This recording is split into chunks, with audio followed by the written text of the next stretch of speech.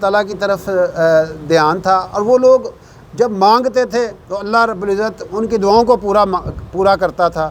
اور یہ پکی بات اللہ خود قرآن میں کہتے ہیں کہ میرے بندو مجھے پکارو میں تمہاری مدد کروں گا۔ قال ربکم ادعونی استجب لکم۔ جو دل سے دعا نکلتی ہے نا، وہ شاعر کہتا ہے اثر رکھتی ہے، پر نہیں مگر طاقت پرواز رکھتی ہے۔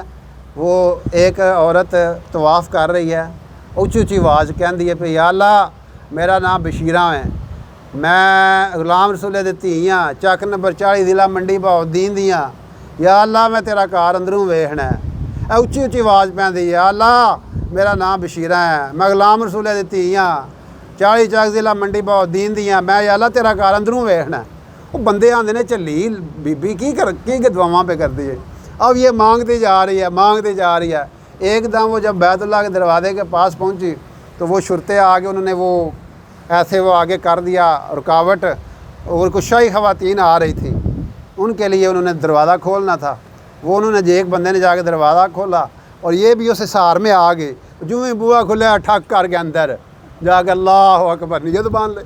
تو بات یہ ہے کہ جب بندہ دل سے دعا مانگتا ہے نا، اللہ پاک ایسے پوری کرتے ہیں۔